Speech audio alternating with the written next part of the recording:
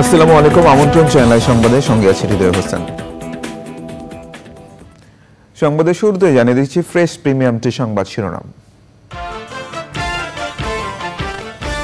কিছু পাওয়ার আশায় নয়, দেশের জন্য কাজ করতে রাজনীতিবিদদের প্রতি প্রধানমন্ত্রীর আহ্বান। ৪৪তম স্বদেশ প্রত্যাবর্তন দিবসে শুভেচ্ছা বিনিময়।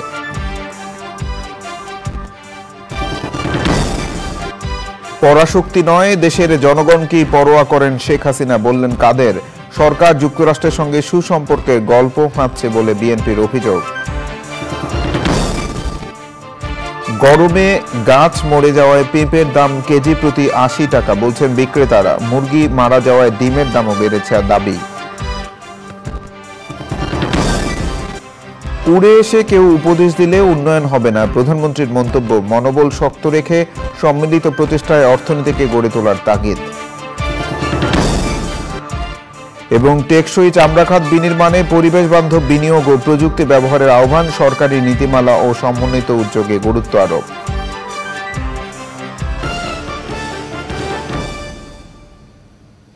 এছাড়া নিটোল টাটা বিশেষ সংবাদে থাকছে।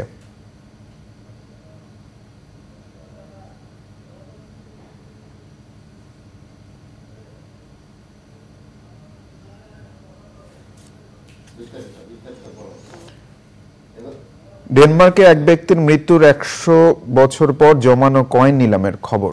সংবাদ শিরোনামগুলো জানাচ্ছিলাম। এখনকার সংবাদ আয়োজন একই সঙ্গে চ্যানেলের ইউটিউব চ্যানেল এবং চ্যানেলের ওটিটি প্ল্যাটফর্ম আই স্ক্রিনে লাইভ স্ট্রিম হচ্ছে। প্রধানমন্ত্রী শেখ হাসিনা বলেছেন, কিছু পাওয়া না পাওয়ার কথা চিন্তা না করে দেশের মানুষের জন্য কাজ করে যাওয়ায় একজন রাজনৈতিক নেতার সবচেয়ে বড় অর্জন। নিজের স্বদেশ প্রত্যাবর্তনের ৪৪তম দিবসে দলের নেতাদের সঙ্গে মত বিনিময়ে আওয়ামী লীগ সভাপতি বলেন, আওয়ামী লীগ এখন দেশের সবচেয়ে জনপ্রিয় ও সবার কাছে গ্রহণযোগ্য রাজনৈতিক দল। নীলাদ্রি শেখরের রিপোর্ট। ৭৫-এর ১৫ই আগস্ট ঘাতকরা বঙ্গবন্ধুকে নৃশংসভাবে হত্যার সময় বিদেশে থাকায় বেঁচে যান বঙ্গবন্ধুর ২ মেয়ে শেখ হাসিনা ও শেখ রেহানা। ৬ বছর নির্বাসিত জীবন শেষে আওয়ামী লীগের দায়িত্ব নিয়ে সামরিক শাসকদের রক্তচক্ষু উপেক্ষা করে দেশে ফিরে আসেন বঙ্গবন্ধু কন্যা। সেই থেকে আজ পর্যন্ত শক্ত হাতে আওয়ামী লীগের হাল ধরে পঞ্চমবারের মতো দেশ পরিচালনা করছেন শেখ হাসিনা। আমি যখন যাই, কামাল, জামাল, রাসেল, খুকি, রোজি সবাই এয়ারপোর্টে ছিল। আর আমি যখন ফিরে আসলাম, হাজার হাজার মানুষ, কিন্তু আমি পেলাম বনানীতে সারি সারি খবর। দিনটিকে ঘিরে প্রধানমন্ত্রী সরকারি বাসভবন গণভবনে প্রধানমন্ত্রী ও আওয়ামী লীগ সভাপতি শেখ হাসিনার সঙ্গে শুভেচ্ছা বিনিময় করেন আওয়ামী লীগের কেন্দ্রীয় নেতারা। সেদিন ফিরে এসেছিলাম, এত বড় দল পরিচালনার কোনো অভিজ্ঞতা আমার ছিল না, কিন্তু যখন এই দায়িত্বটা পেলাম, হ্যাঁ অবশ্যই এটা বিরাট দায়িত্ব। কিন্তু আজকে আওয়ামী লীগ বাংলাদেশে সব থেকে শক্তিশালী এবং বড় সংগঠন, এটা হলো বাস্তব। সবথেকে জনগণের কাছে সবথেকে গ্রহণযোগ্য দল আওয়ামী লীগ। প্রতিবার চক্রান্ত হয়, সেই চক্রান্ত মোকাবেলা করেই কিন্তু আমরা বেরিয়ে আসি। তা আমাদেরকে এটা ধরে রাখতে হবে। শেখ হাসিনা বলেন, একজন রাজনৈতিক নেতার সবচেয়ে বড় অর্জন হলো মানুষের জন্য কাজ করা। জয় বাংলা বিসর্জন দেওয়া হয়েছিল, ৭ই মার্চের ভাষণ সেটাও নিষিদ্ধ ছিল। আজকে জয় বাংলা ফিরে এসেছে। ৭ই মার্চের ভাষণ এখন শুধু বাংলাদেশ আন্তর্জাতিক পর্যায়ে স্বীকৃতি পেয়েছে। ২১শে ফেব্রুয়ারি আন্তর্জাতিক মাতৃভাষা মর্যাদা পেয়েছে। বাংলাদেশের মানুষের যে রক্ত দিয়ে যে অধিকারগুলি আদায় করেছিল, সেই অধিকারগুলি আজকে আমরা সমুন্নত করতে পেরেছি। কিন্তু আমাদেরকে সামনে আরো এগিয়ে যেতে হবে, এটাই হচ্ছে বড় কথা। কি পেলাম না পেলাম সে চিন্তা করিনি, ভবিষ্যৎ কি তাও চিন্তা করি না। চিন্তা করি দেশের মানুষের ভবিষ্যৎটা আর সুন্দরভাবে গড়ে তুলে দিয়ে যাব। যে একটা দল করে শুধু নেতা হওয়া না, মানুষের জন্য কতটুকু করতে পারলাম, মানুষকে কি দিতে পারলাম, মানুষের জন্য কি দিয়ে গেলাম, এটাই একটা রাজনৈতিক মানুষের জীবনের এটাই বড় কথা, যে আমি আমার দেশের মানুষের জন্য কতটুকু আমি দিয়ে যেতে পারলাম। এই দেশকে বঙ্গবন্ধুর স্বপ্নের সুখী সমৃদ্ধ সোনার বাংলা হিসেবে গড়ে তোলার কথা পুনর্ব্যক্ত করেন প্রধানমন্ত্রী শেখ হাসিনা। Niladri Shekhar, channel I, Dhaka. আওয়ামী লীগের সাধারণ সম্পাদক ওবায়দুল কাদের বলেছেন, আওয়ামী লীগ সভাপতি প্রধানমন্ত্রী শেখ হাসিনা বিদেশি কোনো শক্তিকে পরোয়া করেন না, তিনি পরোয়া করেন দেশের জনগণকে। শেখ হাসিনা স্বদেশ প্রত্যাবর্তন দিবসে আওয়ামী লীগের আলোচনা সভায় ওবায়দুল কাদের বলেন, আওয়ামী লীগকে কোনো বিদেশি শক্তি নিয়ন্ত্রণ করে না। আওয়ামী লীগ নিয়ন্ত্রিত হয় দেশের মানুষ ও সংবিধান দিয়ে। এ সময় ওবায়দুল কাদের নেতা কর্মীদের দলীয় শৃঙ্খলা মেনে চলার নির্দেশনা দেন।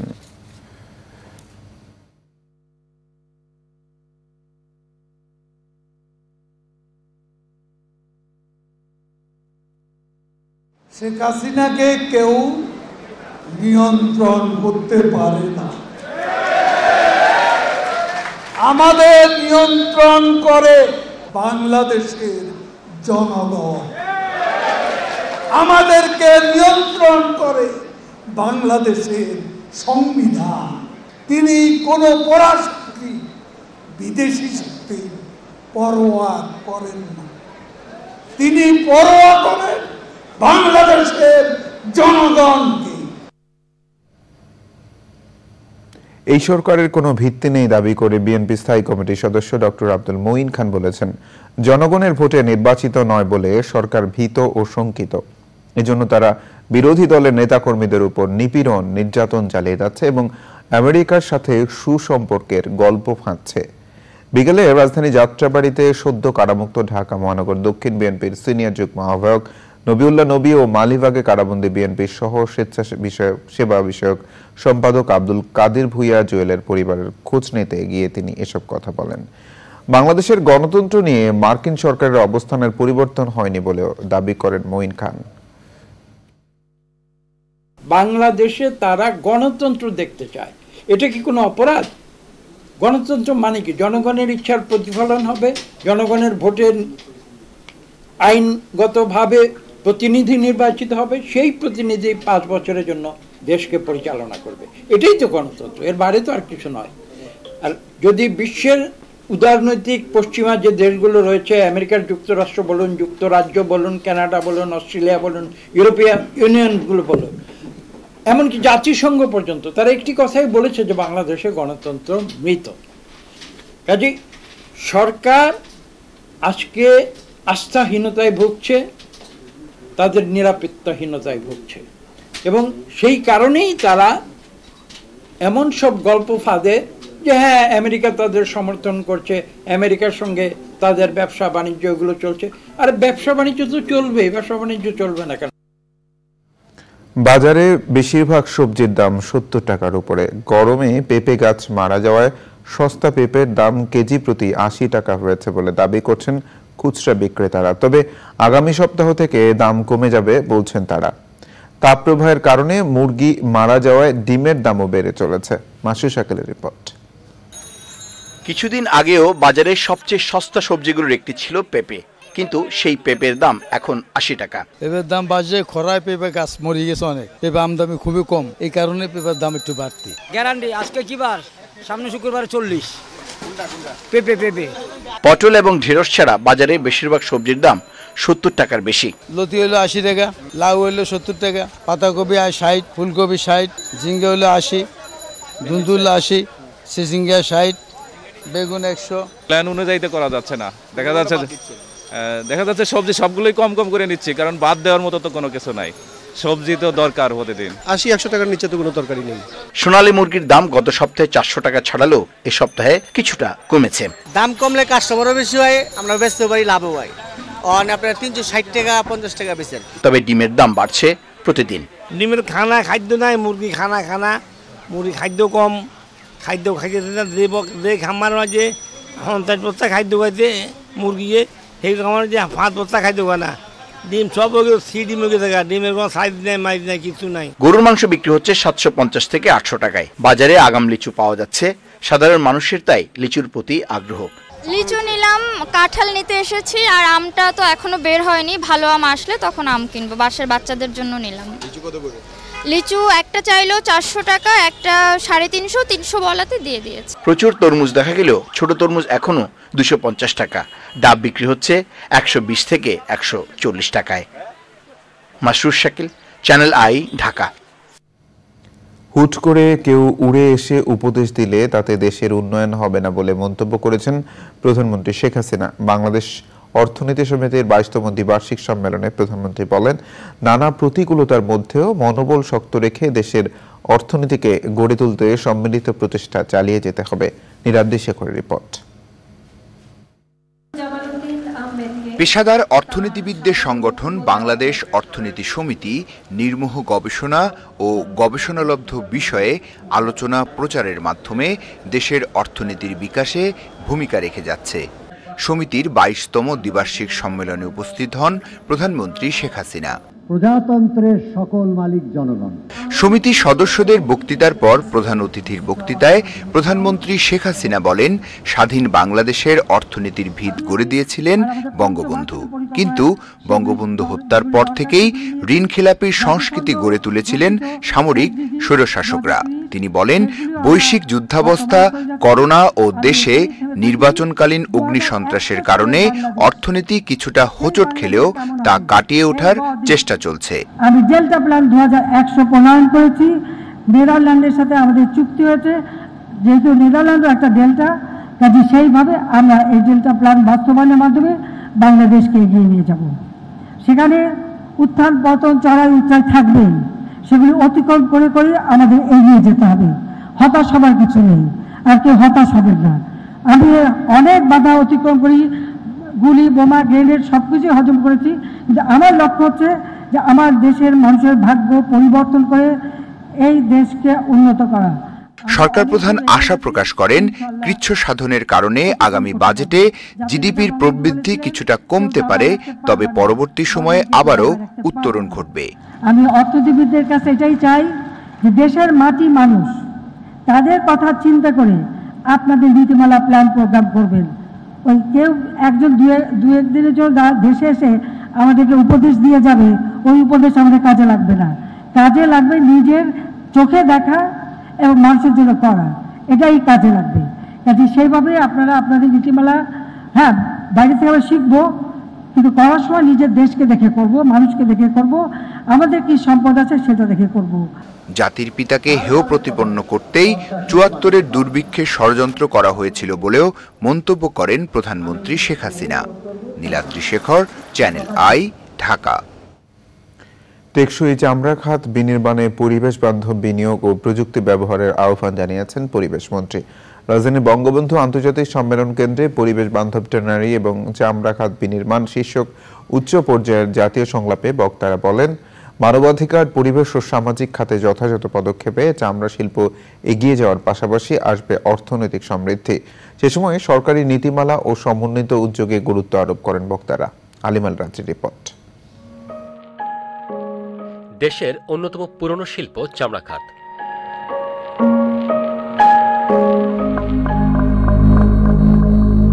অনিয়ন্ত্রিত বর্জ্য ব্যবস্থাপনা ও অপরিণামদর্শী কর্মকাণ্ডে সম্ভাবনাময় এই শিল্প পরিণত হয়েছে জাতীয় সংকটে। পরিস্থিতি উন্নয়নে সরকারি বেসরকারি প্রতিষ্ঠানের পাশাপাশি মালিক, শ্রমিক ও দেশ বিদেশের বিশেষজ্ঞদের নিয়ে উচ্চ পর্যায়ে জাতীয় সংলাপ। Because this project encompasses and tries to address different components of the leather sector. চামড়া খাতকে পরিবেশ বান্ধব করতে বিভিন্ন সুপারিশ ও পরিকল্পনা তুলে ধরেন বক্তারা। বলেন, আন্তর্জাতিক মানদণ্ড মেনে উৎপাদনে রপ্তানি লক্ষ্যমাত্রা অর্জনের পাশাপাশি আসবে অর্থনৈতিক সমৃদ্ধি। এক্সপোর্ট ডাইভার্সিফিকেশনের সাথে সাথে আমাদের যে পরিবেশ সেটাকে সুরক্ষিত রাখা, সেটাকে সংরক্ষণ করা এবং সমন্বিত উদ্যোগের মাধ্যমে আমরা এই সেক্টরটাকে একটা সাস্টেনেবল জায়গায় নিয়ে যেতে পারবো। Waste management of the leather industry is of great importance from the point of view of achieving LWG certificate as well as from the commercial point of view and protecting the environment. আমাদের দক্ষতার অভাব আছে, আমাদের capacity নাই, এবং আমি যদি এই কাজগুলো করছি, বিদেশে যারা সিদ্ধান্ত নেবে তাদেরকে ইনফ্লুয়েন্স করতে চাই, আমাদেরকে কিন্তু দেখাতে হবে দ্যাট উই হ্যাভ ডান ইট। আমরা যদি ঠিকমতো আইন মানি, ফ্যাক্টরির কন্ডিশনটা যদি আমরা দেখি, কাজেই গ্রিন মানে তো সবুজ করা না, এটা উপযুক্ত পরিবেশে নিয়ে আসা। রপ্তানি আর লক্ষ্যমাত্রা অর্জন ও এই শিল্পকে লাভজনক করতে কেন্দ্রীয় বর্জ্য শোধনাগার নতুন করে তৈরির আহ্বানও জানানো হয়। আমাদের অর্থনীতিতে যদি আমরা একটা ভালো ইম্প্যাক্ট তৈরি করতে চাই, তাহলে কিন্তু গার্মেন্টসের পরে লেদারের ব্যাপারটি কিন্তু আমাদের জোর দিতেই হবে। এবং এটা এমন একটি ইন্ডাস্ট্রি, যে ইন্ডাস্ট্রিতে পলিউশনের পরিমাণ খুবই বেশি, এবং সেই জায়গাটি থেকে আমি যদি বলি যে আমরা এখনও এত বছর পরেও আমরা এত পেছনে পড়ে রয়েছি কেন, এটা সত্যি ভাবার বিষয়। পরিবেশ রক্ষার ব্যাপারে গণসচেতনতা তৈরির দিকে অধিক গুরুত্ব দিতে হবে। মানুষ পরিবেশ রক্ষায় সচেতন হলেই চামড়া শিল্প এগিয়ে যাবে সামনের দিকে। এ ব্যাপারে সরকারকে আরও কার্যকর পদক্ষেপ গ্রহণ করতে হবে, আর এটি করতে পারলে বাংলাদেশের চামড়া খাত বিশ্ববাজারে আরও পরিসরে জায়গা করে নিতে পারবে এবং দেশের অর্থনীতিতে বড় ভূমিকা রাখবে। মালিক পক্ষ, শ্রমিক পক্ষ এবং আমরা অন্যান্য যারা আছি স্টেক হোল্ডার্স, তারা সবাই মিলে কিন্তু আমরা এই সেক্টরটাকে একটা ভালো অবস্থানে নিয়ে যেতে পারবো। I thought that was a very positive sign that this kind of innovation is happening here in Bangladesh and speaks well for the future of the industry. The leather sector has such potential because expanding the export sectors means more prosperity, more safety in a difficult world, and the more the sector manages to meet environmental and social standards, working towards a circular economy, the better for the country and of course for the sector and for the prosperity. আমাদের দেখার বিষয় হচ্ছে আমাদের যে মানমাত্রাটা আছে সেটা আপনারা অর্জন করতে পারছেন কিনা, এবং অনেক সময় আমার মনে হয় যে আমরা আসলে সমস্যার গভীরে যে মূলে যে আমরা সমস্যাটা সমাধান করার চেষ্টা করি না। এখানে তো সবাই একটা দায়িত্ব আছে, আর সব কিছু সরকারের করতে হবে তেমন কিন্তু না। It can be a public private partnership, it can be a hybrid model also. সম্ভাবনা আছে, আমরা অবশ্যই সম্ভাবনা কাজে লাগাতে চাই, অবশ্যই আমরা উন্নয়ন চাই। উন্নয়ন আমাদের করতে হবে, কর্মসংস্থানের সৃষ্টি করতে হবে, নতুন নতুন প্রযুক্তি আমাদের গ্রহণ করতে হবে, আলিঙ্গন করতে হবে, তবে এটাকে পরিবেশ বান্ধব রাখতে হবে। পরিবেশের আন্তর্জাতিক মানদণ্ড অর্জনের মাধ্যমে 2030 সালের মধ্যে সম্ভাবনাময় এই খাত থেকে বছরে $12 বিলিয়ন রপ্তানি আয় সম্ভব বলে মত বিশেষজ্ঞদের। ইউরোপীয় ইউনিয়নের অর্থায়ন ও সলিডার সুইসের সার্বিক তত্ত্বাবধানে প্রকল্পের সহযোগী ওশি ফাউন্ডেশন ও প্রকৃতি জীবন ফাউন্ডেশন সহ 6টি সংগঠন। আলিবাল রাজি, চ্যানেল আই, ঢাকা। সংবাদের এই পর্যায়ে বিরতি নিচ্ছি, আর বিরতির পর জানিয়ে ফিরছি। বিরতির পর আবার আমন্ত্রণ চ্যানেল সংবাদে। আওয়ামী লীগ সভাপতি প্রধানমন্ত্রী শেখ হাসিনার 44তম স্বদেশ প্রত্যাবর্তন দিবসে রাজধানীতে সব ধর্মের উপাসনালয়ে বিশেষ প্রার্থনা ও আলোচনা সভা হয়েছে। জুমার নামাজের পর বিশেষ দোয়া ও মিলাদ মাহফিল হয়েছে বাইতুল মুকাররম জাতীয় মসজিদে। বিশেষ প্রার্থনা হয়েছে ঢাকেশ্বরী জাতীয় মন্দির, মিরপুর ব্যাপটিস্ট চার্চ ও মেরুল বাড্ডা আন্তর্জাতিক বৌদ্ধ বিহারে। বাড্ডা বৌদ্ধ বিহারে বিশেষ প্রার্থনায় প্রধান অতিথি ছিলেন প্রধানমন্ত্রীর বিশেষ সহকারী ও আওয়ামী লীগের দপ্তর সম্পাদক ব্যারিস্টার বিপ্লব বড়ুয়া। শেখ হাসিনার স্বদেশ প্রত্যাবর্তন ও যোগাযোগ ব্যবস্থার অভাবনীয় উন্নয়ন বিষয়ে আলোচনা সভা করেছে জাতীয় press club. Education research and development ফোরামের সভার প্রধান অতিথি ছিলেন বাংলাদেশ ইউনিভার্সিটি অব প্রফেশনালস বিইউপির বঙ্গবন্ধু চেয়ার অধ্যাপক সৈয়দ আনোয়ার হোসেন। কুমিল্লার 14 গ্রামে ঢাকা চট্টগ্রাম মহাসড়কে একটি বাস নিয়ন্ত্রণ হারিয়ে খাদে পড়ে 5 জন নিহত হয়েছেন, আহত হয়েছেন বেশ কয়েকজন। শুক্রবার ভোরে ঢাকা চট্টগ্রাম মহাসড়কে বসন্তপুর এলাকায় ঢাকা থেকে কক্সবাজারগামী রিল্যাক্স পরিবহন নিয়ন্ত্রণ হারিয়ে এই ঘটনা ঘটে। চট্টগ্রাম ফায়ার সার্ভিসের ইনচার্জ বিপ্লব কুমার নাথ জানান, আহতদের উদ্ধার করে ফায়ার সার্ভিসের গাড়িতে 14 গ্রাম উপজেলা স্বাস্থ্য কমপ্লেক্সে পাঠানো হয়। পরে পুলিশ স্থানীয়দের সহায়তায় গাড়ির ভেতর থেকে 5 জনের মরদেহ উদ্ধার করে। গাজার শেষ নিরাপদ অঞ্চল রাফায় হামলা না চালাতে আন্তর্জাতিক বিচার আদালত আইসিজেতে সাউথ আফ্রিকার অনুরোধ জানালেও তা প্রত্যাখ্যান করেছে ইসরায়েল। ইসরায়েল বলছে রাফায় হামাসের শক্ত সামরিক ঘাঁটি রয়েছে, তাই তারা সেখানে অভিযান বন্ধ করবে না। রাফায় আরও সেনা পাঠানোর ঘোষণা দিয়েছে ইসরায়েল। তবে রাফায় হামলা আতঙ্কে যে সকল বেসামরিক নাগরিক গাজার উত্তরের আল মাওয়াসিতে যাচ্ছে তাদের নিরাপত্তার প্রশ্ন তুলেছে আদালত। শনিবার সে বিষয়ে সুনির্দিষ্ট জবাব দিতে ইসরায়েলকে নির্দেশ দেওয়া হয়েছে। এদিকে রাফায় হামলা চালানোর ব্যাপারে সতর্ক করে ইসরায়েলকে চিঠি দিয়েছে G7ভুক্ত কয়েকটি দেশ ও 13 দেশের পররাষ্ট্রমন্ত্রী। গাজা ইসরায়েলের চলমান হামলায় আরও 39 ফিলিস্তিনি নিহত হয়েছেন। গাজা সহ ফিলিস্তিনের দখলকৃত সব অঞ্চলে জাতিসংঘের শান্তিরক্ষী মোতায়েনের আহ্বান জানিয়েছে আরব লীগ। আইস্ক্রিন সাংস্কৃতিক সংবাদ।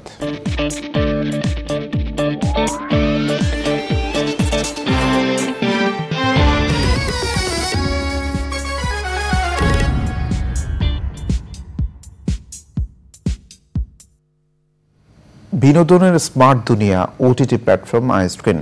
এই প্ল্যাটফর্মে প্রদর্শিত হচ্ছে ক্লাসিক সব নাটক, সিনেমা, সিরিজ। এরই ধারাবাহিকতায় আইস্ক্রিনে দর্শক উপভোগ করছে চলচ্চিত্র বিউটি সার্কাস, যেখানে অভিনয় করেছেন জয়া আহসান, ফেরদৌস, এবিএম সুমন, তৌকির আহমেদ সহ অনেকে। গ্রামের এক সার্কাস আয়োজন ও কেন্দ্রীয় চরিত্র বিউটিকে ঘিরে গড়ে উঠেছে এই সিনেমার গল্প। প্রেক্ষাগৃহে দর্শকের কাছে সমাদৃত হওয়ার পর আইস্ক্রিনেও জনপ্রিয় হয়েছে এই চলচ্চিত্র। এবার নিটোল টাটা বিশেষ সংবাদ।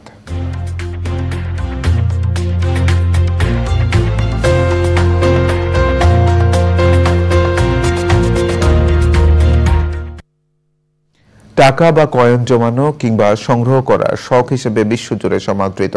তবে সেই জমানো টাকা বা কয়েন যদি মারা যাওয়ার 100 বছর পর বিক্রি করার কথা বলে যান, তাহলে বিষয়টা কেমন লাগবে? এমনই এক ঘটনা ঘটেছে ডেনমার্কে। 1852 সালে জন্মগ্রহণ করা ব্রুন বাল্যকাল থেকেই সংগ্রহ করতেন বিভিন্ন দেশের কয়েন। এভাবে তার মৃত্যুর আগ পর্যন্ত সংগ্রহ করেছিলেন 20,000-এর বেশি কয়েন, যার মধ্যে রয়েছে স্বর্ণ, রৌপ্য ও তামার 15 থেকে 17 শতকের বেশ কিছু কয়েন, যেগুলো ড্যানিশ বা নরওয়েজিয়ান রাজারা তৈরি করেছিলেন। 1923 সালে ব্রুনের মৃত্যুর পর তার পরিবারের সদস্যরা তা নিলামে বিক্রির কথা জানান। বিশেষজ্ঞরা বলছেন এই কয়েনগুলোর বর্তমান বাজার দর প্রায় 72 মিলিয়ন মার্কিন ডলার। এবার কৃষি সংবাদ।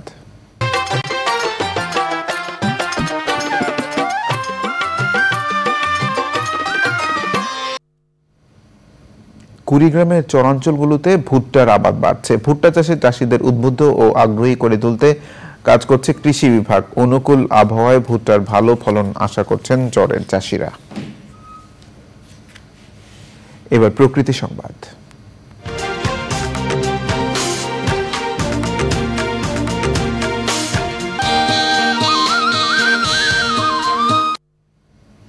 হাজার কোটি টাকা ব্যয়ের পরেও চট্টগ্রামের জলাবদ্ধতা আরো মারাত্মক আকার ধারণ করেছে। এমন বাস্তবতায় সমন্বিত উদ্যোগের পাশাপাশি কুইক রেসপন্স টিম গঠনের ঘোষণা দিয়েছে চট্টগ্রাম সিটি কর্পোরেশন। সংবাদে আবারও বিরতি নিচ্ছে।